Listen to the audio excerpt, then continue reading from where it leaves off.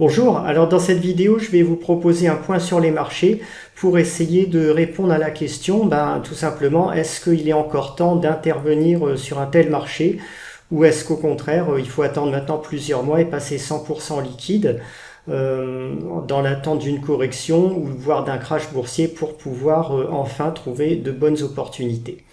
Alors il y a Charles de Ripper qui a déjà fait une vidéo très instructive et intéressante sur le sujet, n'hésitez pas à la regarder. Donc ce qui se passe en ce moment, vous voyez déjà les indicateurs évidemment de long terme, de positionnement de marché à long terme indiquent tous une situation de bulle spéculative. Donc ça je vous en ai déjà parlé, il n'y a rien de nouveau. Le ratio Tobin ici a rejoint ces niveaux de 2000. Le ratio entre capitalisation et chiffre d'affaires du SP500 a dépassé ces niveaux de 2000 et on a de nombreux indicateurs de long terme dans ce cas de figure. Alors ça indique des tendances, on va dire, ça donne des renseignements sur des échéances de 1 an, 2 ans, 3 ans, mais ça n'est pas plus précis que cela en termes de capitalisation. On a des ratios de moyen terme qui militent en faveur là aussi d'un retournement à venir. La courbe des taux dont Charles a très bien parlé dans sa dernière vidéo aussi. Donc on a le creux classique qui donne la première alerte, le passage, la sortie de la situation d'inversion qui suit, et ensuite on a généralement la récession, le marché baissier. Alors on l'a déjà eu cette récession et ce marché baissier un petit peu en avance avec la crise du Covid. Alors certains pourraient se dire, maintenant le spread de taux continue à monter, du coup on va se trouver très bientôt dans une situation analogue à celle des sorties de récession de 2000 et 2008. Alors pour qu'on soit dans ce cas de figure-là, il faudrait un spread de taux de l'ordre de 300 points de base, 250, 300 points de base. On en est encore très loin, donc pour l'instant on n'est pas du tout tiré d'affaire si on suit les enseignements de cette courbe des taux. Il y a un autre indicateur qui milite, un indicateur de moyen terme. Cette fois, je suis dans le moyen terme, donc dans des échéances, cette fois-ci, qui ont une portée de l'ordre de 6 mois, 1 an, je dirais, qui milite en faveur d'un retournement. C'est le ratio entre le Nasdaq et d'autres indices. Alors, on a ici le ratio Nasdaq pays émergents. Donc lui, il forme une figure de sommet comme il l'avait formé en 2000. Et on retrouve ce comportement sur, par exemple, les indices de Small Caps Value US qui, eux aussi, ont tendance à former, vous voyez ici, une figure de sommet, de retournement qui ressemble à celle du début des années 2000. Donc là aussi, on a quand même un indicateur assez net de retournement de marché, on va dire, sur une échéance de 6 mois, 1 an.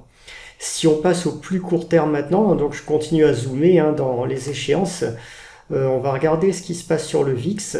Donc là, on a un COT, donc c'est les carnets d'ordre des contrats à terme de futurs sur le VIX. Alors on a d'un côté les commerciaux qui sont la smart money, vous voyez, qui sont en nette position acheteuse en ce moment sur le VIX. Donc ils anticipent une hausse de la volatilité.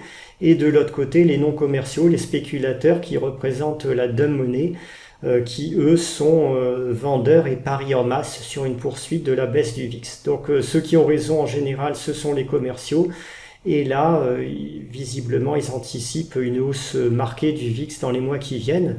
On a eu ces niveaux élevés, par exemple ici, à la fin de l'année 2017, avant le déclenchement des corrections que l'on connaît. Et on a eu un gros pic ici à la fin de l'année 2019, avant la chute des marchés, la crise du Covid en 2020. Si on regarde les contrats à terme sur les futurs VIX, donc la structure des futurs, on est en très net contango. Donc vous voyez qu'en ce moment, sur le VIX, on est aux alentours de 19 et sur les contrats avril, il se traite sur des niveaux de VIX à 28, donc une hausse considérable qui est anticipée sur les 2 mois qui viennent. Cette fois-ci, vous voyez que l'échéance se rapproche. Donc 28, en mai on monte à 29, quasiment 28,5. Donc le marché, les contrats futurs sur le VIX anticipent une hausse marquée de la volatilité des indices, donc a priori une baisse des marchés à une échéance maintenant qui tourne à 2-3 mois selon cet indicateur. Si on veut se rapprocher encore, zoomer encore, on a les indicateurs de sentiment que je suis dans la lettre PEA. Pour l'instant, il n'indique pas encore de risque immédiat, si on parle à échéance de quelques jours, hein, notamment sur le VIX. Mais enfin, il faut quand même donc suivre cet indicateur de près pour éventuellement commencer à prendre des positions baissières à titre de protection. Donc voilà un peu la situation actuelle. Si on regarde le VIX à plus long terme, vous voyez qu'on a une hausse ici du VIX depuis 2018 qui ressemble un petit peu là aussi à ce qu'on avait sur la période 2007, début 2008. On avait eu aussi une hausse du VIX de ce type. Alors il faut bien voir que le marché en ce moment il est caractérisé par une très forte spéculation qui est liée au chèque Covid, à l'inondation de liquidités qui affluent sur les ménages américains. Il y a pas mal de débutants en bourse qui rentrent sur le marché en ce moment, qui font un peu n'importe quoi. Donc ça peut continuer encore pendant un petit moment. Hein. Il y a ici au mois de mars, il y aura des chèques Covid, de nouveaux chèques Covid qui devraient arriver, 1400 dollars par ménage américain. Ça serait en théorie les derniers de la série. Donc après on pourra avoir plus de tension au niveau donc des liquidités qui vont arriver. Mais cet afflux de liquidités, ça va expliquer ce qu'on observe en ce moment, la flambée d'actifs spéculatifs de toutes sortes, que ce soit le Bitcoin, des actions techno comme Tesla par exemple, la spéculation aussi qui est en cours sur les junk bonds et les obligations à haut risque, hein, qui sont à un plus haut historique. Ici, vous avez donc le graphique de l'indice des junk bonds américains depuis 2009. Vous voyez que on a une succession de cycles hausse-correction, mais que là, on est vraiment à un niveau exceptionnellement haut sur ces junk bonds américains. Donc il y a un goût pour les valeurs spéculatives, le risque maximum qui est lié sans doute à l'afflux de liquidité actuel. On a des phénomènes aussi liés au trading haute fréquence et au trading sur option qui ajoutent à la pression haussière ambiante. Alors là, je vais en profiter pour répondre d'ailleurs à la question d'un de mes abonnés qui me demandait qu'est-ce que signifiaient les phénomènes qu'on appelle de gamma squeeze dont on parle en ce moment et de gamma hedging sur les options. Alors je vais essayer d'expliquer ça de façon simple. C'est quand même des notions assez complexes. Hein. Bon, je suis pas un spécialiste des options, mais je connais quand même ces termes-là. Ce qui se passe, c'est que en ce moment, on assiste à un niveau record d'achat donc d'options call, hein, sur action de la part de petits spéculateurs, hein, ce dont on parlait avant, hein, les spéculateurs peu expérimentés qui débarquent en masse sur le marché. Ce sont des niveaux qui n'ont jamais été vus d'ailleurs depuis extrêmement longtemps. Hein. Quand on regarde l'historique de l'indicateur, il faut remonter comme par hasard à 2000 pour retrouver de tels niveaux d'achat sur les options call aux États-Unis. Alors ce qui se passe, c'est que ces options call, lorsque des particuliers ou des spéculateurs les achètent, il y a en face ce qu'on appelle un market maker, c'est-à-dire un intervenant dont la fonction est de procurer de la liquidité sur le marché. Donc lui s'en fiche que ce soit des ordres d'achat ou de vente. Tout ce qui l'intéresse sont les commissions qu'il va toucher sur l'écart entre le prix d'achat et le prix de vente de l'option. Donc il cherche le spread. Et du coup, lorsqu'il y a beaucoup de spéculateurs qui se mettent à acheter des options call, en face, le market maker, lui, va se trouver à vendre des options call. Donc il aura une position qui présente un risque pour lui. Et il va compenser ce risque en achetant des actions du sous-jacent, donc l'action concernée par l'option call, pour se protéger, pour annuler le risque. Alors ça, là, il se couvre en fait pour ce qu'on appelle le delta de l'option. Ce delta, ça signifie tout simplement que si on est à ce niveau-là, que si le prix d'une action augmente, le prix de l'option va aussi augmenter d'un certain montant qui s'appelle le delta. Alors le delta est maximum pour les options qui sont dans la monnaie et il est faible lorsque les options sont en dehors de la monnaie.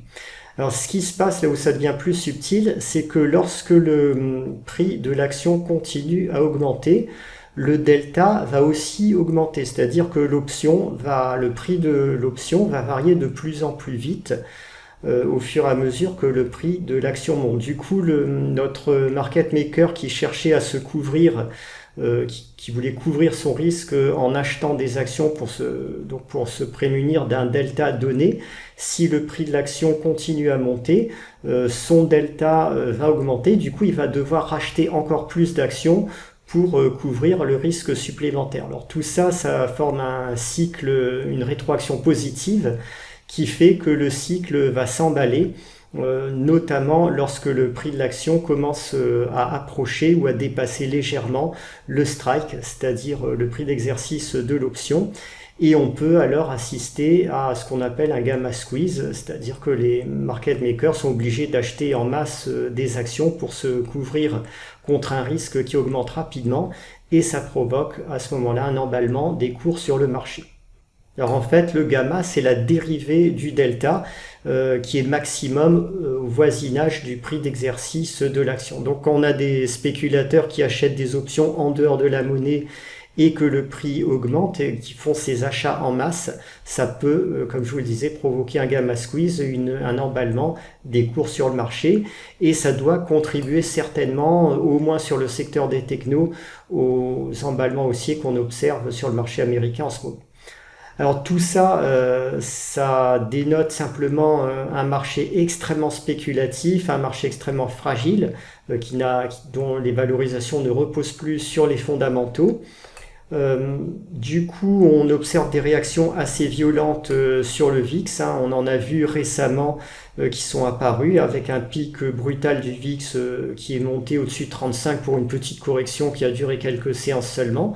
C'est un avertissement, ça signifie simplement que lorsque la vraie correction va s'enclencher, les choses iront sans doute extrêmement vite, comme ça a été le cas depuis 2018, et qu'on aura des écarts de cours de 20-30% ou plus, potentiellement en l'espace de quelques semaines, en tout cas très rapidement. Alors dans ce contexte, qu'est-ce qu'il faut faire ? Est-ce qu'il faut être liquide à 100% ? Pas forcément. Moi je pense qu'on peut commencer, on peut malgré tout rester un petit peu investi sur le marché actuel, même si on est investisseur value de long terme. Bon, j'en ai fait les preuves quand même sur les mois précédents avec le portefeuille PEA haussier, avec le portefeuille anti-effondrement du socialisme. On a vu qu'on pouvait faire de très bonnes opérations en gestion value, en sélectionnant de bonnes valeurs des côtés. Simplement, il faut vraiment, dans le contexte actuel, garder un volet important de liquidité. Ça peut être 40%, 50%, voire même 60% selon vos orientations, selon votre exposition au marché financier. Ça dépendra de vous, mais être liquide à 100%, je ne pense pas que ce soit nécessaire dès maintenant. Regardez ce qui s'est passé quand même sur le marché baissier de 2001-2002 pour les small caps value américaines. Vous voyez que ça n'a pas été la catastrophe. Sur les marchés émergents, c'est un petit peu la même chose. Vous allez voir le graphique sur cette période-là. Vous voyez qu'on a eu effectivement une correction importante. Le fonds en marché émergent est passé de 13 à 7,5 on va dire sur la période 2000-2002. Mais bon, sur le cœur de marché baissier même, c'est-à-dire de 2001 à 2002, il n'y a pas eu de catastrophe sur ce fonds émergent. Et bon, ça signifie tout simplement que quelqu'un qui arrive sur un tel marché en faisant en plus de la sélection value, en vraiment faisant un bon stock picking, il pourra quand même réaliser de bonnes opérations. Donc on a des opportunités en ce moment, on a des valeurs pas chères, je les ai sur les screeners, je les trouve vraiment en ce moment en nombre relativement important, mais simplement vous devez vraiment garder un volant de liquidité significatif, parce qu'une fois que la correction se produira, et à mon avis elle se produira très probablement dans les mois, on va dire dans les 6-7 mois qui viennent, on aura plus d'opportunités à acheter. Mais même les opportunités que je vois en ce moment sur les screeners, elles pourraient se retrouver à un prix plus bas et encore plus intéressant d'ici quelques mois.